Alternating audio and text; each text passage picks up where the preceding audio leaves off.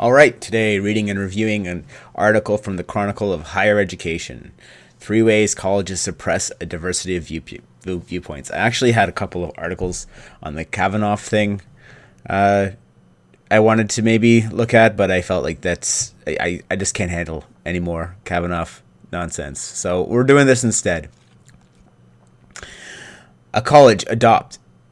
As colleges adopt an ever-growing array of diversity programs, one form a still woefully short supply, with little effort being directed towards a remedy: diversity of viewpoints. Yeah, this is true. Like it's a poor man's diversity that they focus on, and this is intentional because it's actually driven by darker motives of resentment and tearing people down. But they really and diversity is a code word. But if we want to talk about legitimate diversity, we'd talk about diversity of opinion, diversity of viewpoint, diversity of personality, diversity of experience. These are interesting forms of diversity that we could have a serious discussion about ways of promoting and including. The lack of an array of freely voiced perspectives on social and political issues is buttressed by a strict set of largely unwritten rules constraining the opinions that can be expressed on campuses, the research that can be performed, the discussions that can be held. And I mean, I could find other articles on this. The BBC's published a couple, but there's a whole rigmarole at CERN right now about a professor who dared to suggest that more qualified men are being put over to fill diversity quotas of women on academic teams and academic projects. Shocking as those allegations or that revelation could be, and the things that we can prove with science these days. Complaints of political correctness in academia go back decades. What? Really? Of course, it's a hotbed of people who are on the left of the spectrum of Marxism and authoritarianism, and that's exactly what we would find since the 70s or 60s, certainly. But recently, the dynamic has changed. Social media are increasingly employed as a tool both for direct censorship and for strengthening the pressure to self-censor, significantly narrowing the range of permissible academic discourse. Yes, and this is actually a phenomenon goes to a phenomenon of technology, and as this communication technology increases, our behaviors, bad behaviors that were once tolerable becomes intolerable because of the efficiency and power of our means of communication. This is similar to a phenomenon in history in general. Like when we actually, before Nazi Germany. I'm talking Nazis, watch out. Before Nazi Germany, there was a long history of Germans, of pogroms against the Jews, where there would be, across medieval history, where there would be these flares up of resentment and things that would grow around a Jewish community. And then within a village or a small fiefdom, you would actually see like this bloody local ethnic cleansing of Jews, it would flare up like a wildfire, and then it would go out. And often, like, because of the size and the things like many people would escape. Normally, like the number of casualties would be very small, but so there be the fundamental eradication of the Jews idea or behavior was nothing new for Nazi Germany. It was just this bad behavior was now because of technology changes, of communication and logistical changes.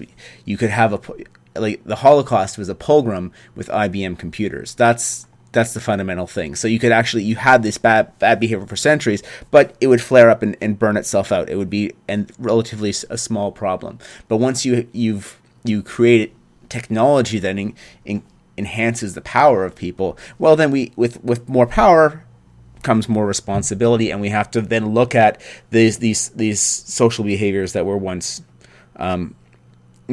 were always destructive, but were contained by the power of the individual. by the limitation of our combined power.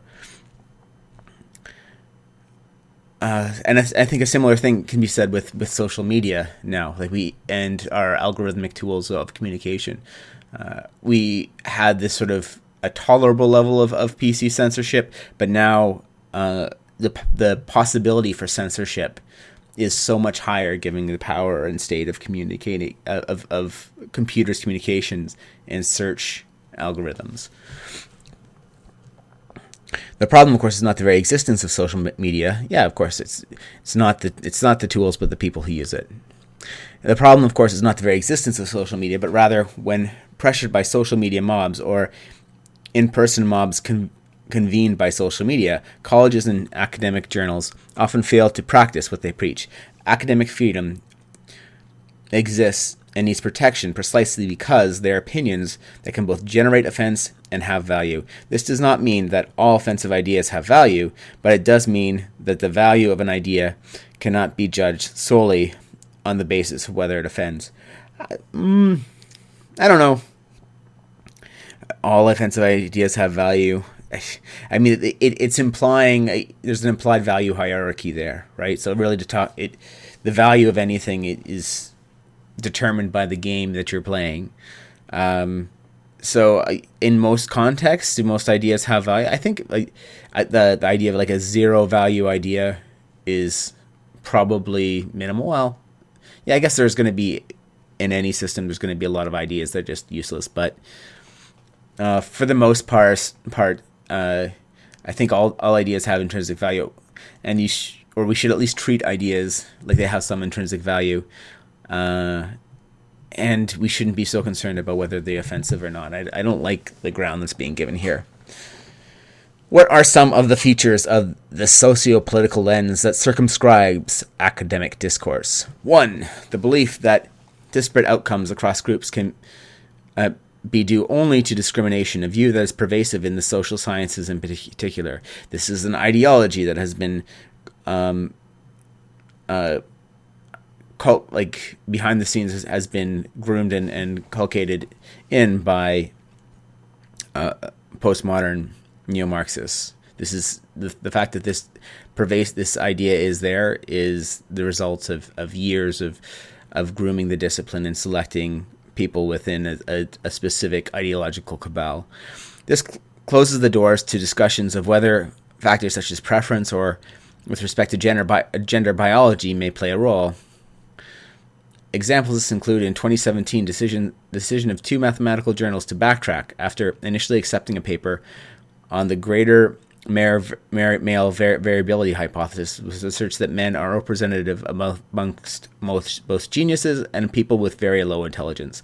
And I should add that the greater male variability hypothesis is not just that; it's a larger biological principle, and it's not just applicable to humans. It's in all species. You see this pattern of greater variability with men, which tend to be the selecting the pool of entities that are being selected by the selectors, which tend to be the females. So it's a well-established thing. It was just being applied to intelligence, and yeah. So it's an interesting paper. You can look it up. We emphasize that we are not advocates of the hypothesis. We believe that this distribution of geniuses. We are not advocates of this hypothesis. We believe that the distribution of genius is uncorrelated with gender, race, etc. But we also believe that the best way to strengthen and win an argument is to defeat the counter-arguments through rebuttal as opposed to rescinding an accepted paper. Dun dun dun! Yeah, this is going to go over well. This paper is going to end up in the mushy middle. Hey, you don't understand the ideologues you're dealing with. This idea of reasoned debate. It's like, well, we'll have everyone should be in the academic sphere, and let's all to get together. Good luck with that. Good luck with that. Another consequence of this belief is that it becomes perilous to praise the concept of meritocracy. Yes! Yes, it is, because they are fundamentally attacking the idea of meritocracy. They don't like meritocracy because meritocracy fundamentally creates inequality by its nature. And the easiest way to eliminate inequality is is not to try and build everyone up, but tear down the successful people. And this is if this is sounding familiar, it's because it's how all communist regimes go. Um, there's this resentment of of success anywhere that is created. It's a dark part of the human psyche, and there, yeah, and this is the end game. So I mean, you can it's I mean, I appreciate the attempts to treat postmodern neo-Marxists like they're honest players, but at some time you're going to have to realize that they hate you for your meritocracy. This is not a bug in the system. This is their end game.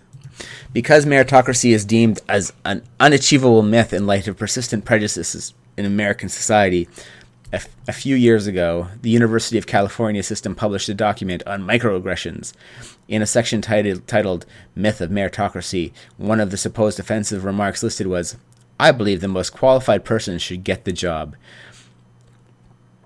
The statement, according to the document, is a snub or insult. Yes, it cannot be a foundational principle of Western civilization. An instance of the primacy of the number two, an instance of the primacy of identity, which is most often invoked through race, gender, ethnicity, or sexual orientation, or gender identity.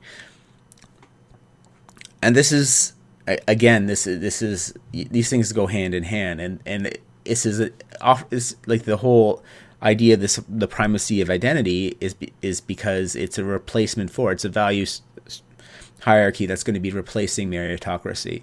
And so instead of one's virtue or a value being determined by one's actual ability, it said skill or role within the organization or society. Instead, we're going to say that one's value, intrinsic value, is primarily tied by one's identity. So the more you intersectionally belong to these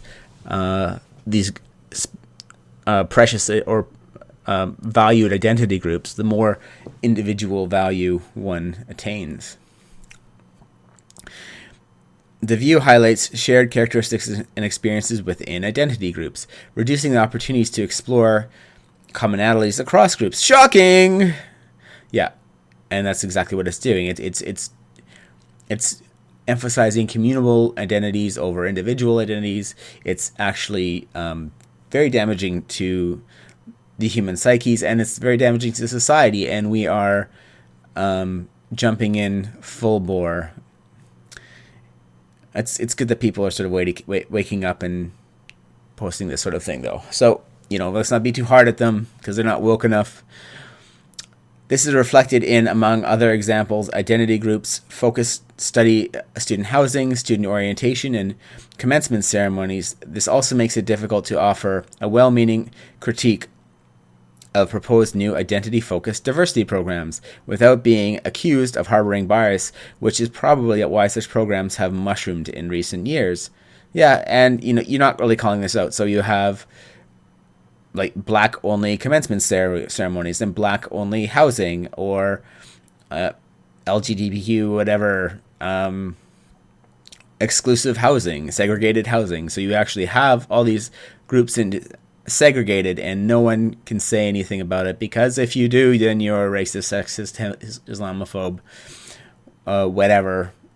Basically, enemy of the state, enemy of the revolution. You are a counter-revolutionary. That's the best way to put it. And you need to be sent to a gulag. A tendency to view the world in terms of absolutes good and bad, number three. Tendency to view the world in terms of absolutes good and bad, exacerbating both false sense of truth and feelings of virtue. When the world is divided this way, praise and condemnation are mutual exclusive, with no room or acknowledgement to acknowledge the possibility that sometimes both are merited. Yes. Yes, and this again is a feature, not a bug. That they really want these things. So it's interesting. You're basically, the article is like, it's sort of like a wishy-washy tone, sort of saying, hey, you know what you're doing here? These things have these problems, but all these problems is, number one, the belief in the disparity of outcomes across groups can be only due to discrimination. The myth of meritocracy, and then number two, the inconsistency of the primacy and identity. These are all intentional features of the system that they're trying to build. They want to play a different game. They don't want to play the meritocratic game. They don't want to work hard for things. They want your stuff. They want the stuff of society. They want to be at the top of the social hierarchy, and they don't want to work for it. That's what it boils down to.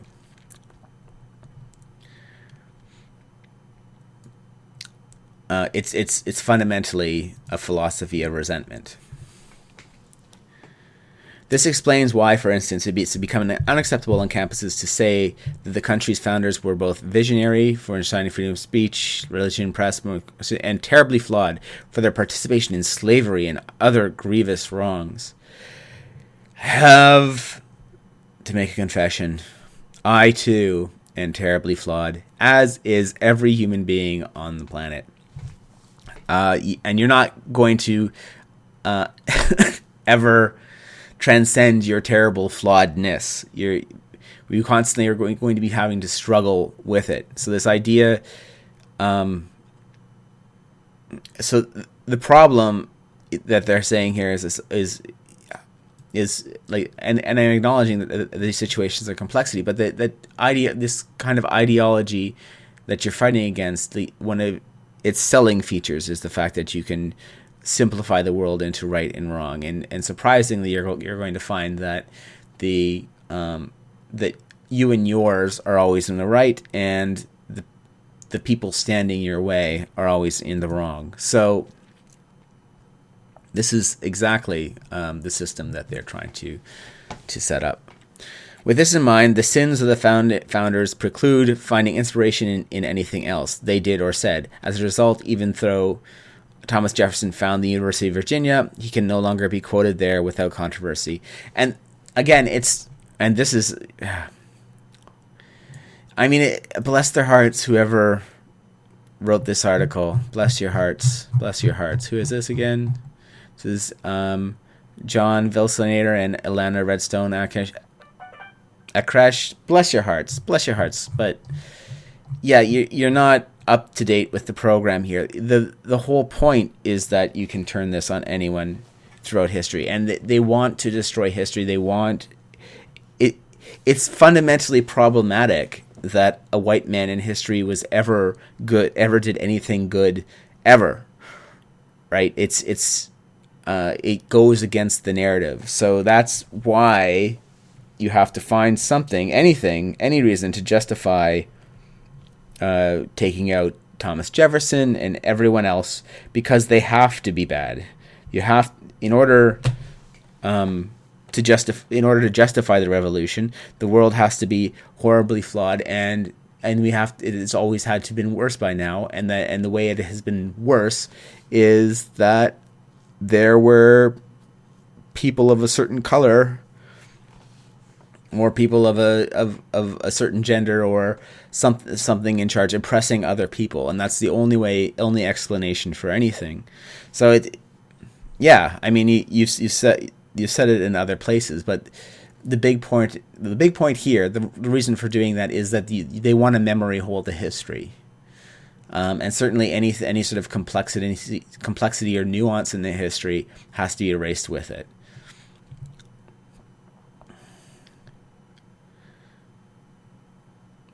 So the much discussed issue of free expression on campus is a direct consequence of this socio-political lens. In fact, limitations on freedom of expression are means through which rules of the lens are reinforced. The mechanisms vary. In some cases, it is thought speakers' shout-downs or disinvitations, typically spurred on by social media campaigns and sometimes motivated motivated by misconceptions regarding the scope of protection provided by the First Amendment. Misconceptions. Yes. It's just misconceptions. And again, they want to shut down any ideas. They can't. Yeah, they can't win by any sort of virtuous means. They can't win in a legitimate battle of ideas. So instead, they fall back on despicable means, on doing bad things, dirty tricks, and so forth. So it's not misconceptions. You're making it sound like they're doing these things by accident when they are all very much intentional. The twisting of the language, the twisting of that, it is for political ends. It's a power game. It's fundamentally a power game. And yeah, just this pointing out the bad things they're doing and expecting them to stop is incredibly naive. Okay. In other cases, it is through administrators who have often come under social media pressure, become passive enablers, or even active supporters of attempts to suppress expression on these campuses. Sometimes it occurs through faculty members who declare, "I believe in freedom of expression," but then add yet another caveat to the rapidly growing list. Yes, because there should be no buts on "I believe in freedom of expression." I wonder if like the whole concept of rights should maybe be amended at this point, or because there's a problem. Here's a fundamental problem: freedom of speech and freedom of conscience are fundamental rights. They're a lot of other things that people want to be rights, and that they can't even occur without freedom of speech, freedom of expression, freedom of conscience, freedom to both say things and believe things is fundamental. And they're sacred because they let you if you have those freedoms protected, you can secure other freedoms for yourself, because if they can't suppress your speech, it's other people will get to the bottom of things eventually, or there will always be the opportunity, to rekindle the fire that brings the dawn, no matter how dark things get. So it is absolutely important that we have freedom of speech. And I think I'm done with this article for now. Thanks for your time.